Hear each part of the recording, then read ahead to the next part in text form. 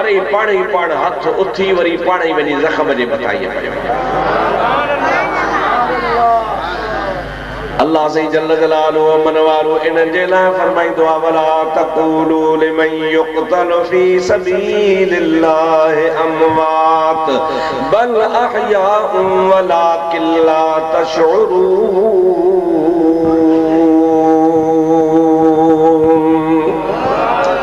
जेके अल्लाह जे राह में कुर्बान थिया शहीद थिया तन खे मोल न चओ इहो साहबी मोल कोन्हे क़ुरान जे असांजो ईमान आहे पर ज़ाहिरी तरह हुन जे जिस्म बि ॿुधायो त जीअं जेरनि जो जिस्म हूंदो आहे रत बि वहे पई जिस्म में बि हरकत आहे जिस्म बि सलामत आहे। इहो 39 साल जी ॻाल्हि आहे पर मुंहिंजा जलालुद्दीन सुयूती चए थो त हुन क़ब्र वारे मूंखे चयो त मूंखे 400 साल थिया। बेटा ऐसा चवंदो आहे सेवा कर समुंड जी जित जर वहे तो जान सवे वहन तासीर में माणिक मोती लाल जे मासो मिलई माल त पूजारा पुर थिए। इते समुंड मां मुराद अल्लाह जो क़ुरान आ। चओ सुभान अल्लाह। छा मुराद आहे बाबा? सेवा कर समुंड जी माना कुरान करीम जी सेवा कर जिथे जर वहे तो जान सहसी वहन तासीर में माणिक मोती लाल जे मासो मिलई माल त पूजारा पुर थिए। उन शख्स चयो सुभान अल्लाह बस अल्लाह से मूंखे हिते 400 साल इन्ही हाल में विहारियो आहे। इएं थी बाबा हाणे दर त बंदि कर ये जेका खुली आहे दरी बंदि कर।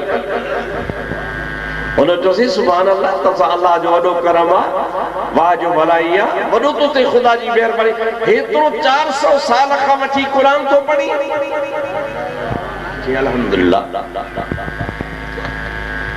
400 साल यको कब्र में ॿियो न कमु न कार न गाह न पठो न पी निंड न छा बस 24 कलाक अल्लाह जो क़ुरान वेठो पढ़ा। यार वॾो तोखे अल्लाह से अजर ॾींदो हूंदो सवाब ॾिनो हूंदो। मुल्क साहब ने मुंहुं करे कि मूंसां सौदो कंदे सुभान अल्लाह। मुल्क साहब मूंसां सौदो कंदे कहिड़ो हाणे तूं कब्र में सौदा वेठो करी जे इहो मूंसां सौदो कर तो जेको 3 दफ़ा सुभान अल्लाह चई मुंहिंजे कब्र जी रोशनी ॾिठी सुभान अल्लाह चई उन खां पोइ क़ुरान करीम ॾिसी सुभान अल्लाह चई उन खां पोइ मुंहिंजी सूरत ॾिसी तो सुभान अल्लाह चयो आहे 3 दफ़ा तो सुभान अल्लाह चई आहे। सौदो इहो कर जो इहो 3 दफ़ा सुभान अल्लाह वारो सवाब मूंखे ॾे 400 साल जेको मूं क़ुरान पढ़ियो आहे इहो सवाब तोखे थो ॾियां।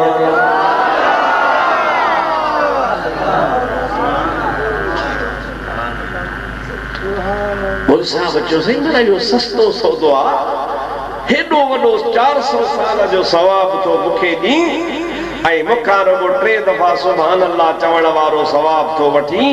आख़िर ॻाल्हि छा आहे जीअं त आहे क़ुरान मुंहिंजी खुराक आहे क़ुरान मुंहिंजी राहत आहे क़ुरान मुंहिंजी विरूह आहे क़ुरान मुंहिंजे लाइ हिते अल्लाह साईं मोकिलियो आहे पर इन्हीअ जो मूंखे हाणे कब्र में सवाब कोन मिलंदो पर तूं दुनिया अमल वारे जहान में आ जेका तो 3 दफ़ा हिन जहान में दुनिया में सुभान अल्लाह चई आहे इन जो सवाब इन 400 साल जे क़ुरान पढ़ण खां मथे आहे।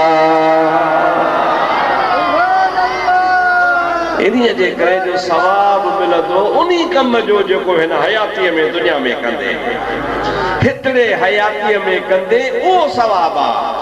मरण खां पोइ त कब्र में इनाम इकराम घणा ई आहिनि पर मुंहिंजा दोस्त उहे इनाम ऐं इकराम इन दुनिया वारे अमल जे एवज़ में हूंदा। बाक़ी कब्र जे अंदरि तोखे जेका राहत मिलंदी सा बि दुनिया जे अमल जे करे हूंदी। मुंहिंजा मिठड़ा भाउ हिन दुनिया जे ज़िंदगीअ खे पंहिंजे लाइ गनीमत शुमार कर। अल्लाह से तव्हां असांखे अहिड़ी प्यारी ज़िंदगी अता फरमाई आहे जंहिंजो हिकिड़ो हिकिड़ो सेकंड बि क़ीमत गफलत में न गुज़ारियो। अल्लाह जो ज़िक्र कयो, नमाज 5 वक्त पढ़ो, मस्जिदूं आबाद कयो, कुरान पाक जी तिलावत कयो, पंहिंजे औलाद खे नेकी जी तालीम ॾियो, अल्लाह जे रसूल जो यादगीरो रखो। इंशाअल्लाह ताला मां पहिरें बि अर्ज़ कयो आहे त हिकिड़ो दफ़ो जेको तो न दुनिया में अल्लाह चवंदो आहे, इन्हीअ जो अजुर तोखे क़यामत में ख़बर पवंदो। इन्हीं ईमानदार जो लगा तो सुभान अल्लाह और 3 दफा चई, वो तो चे मु 400 साल दफा कुरान पाक पढ़ियो, 400 साल यको पढ़ियो, वो सवाब तोखे ॾियां, पर अञा बि तुंहिंजा जेके 3 भेरा सुभान अल्लाह वारा अञा मथे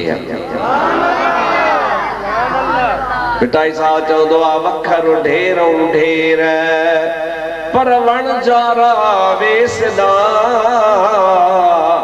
कन विहाए वस कयो, वखर वॾी अवेर कनी घुमदे सैर वखर विकामी वयो।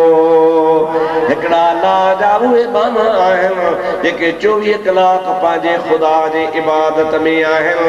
हिकिड़ा वरी असां जहिड़ा गाफ़िल आहिनि जिनखे को यादगीरो कोन्हे को।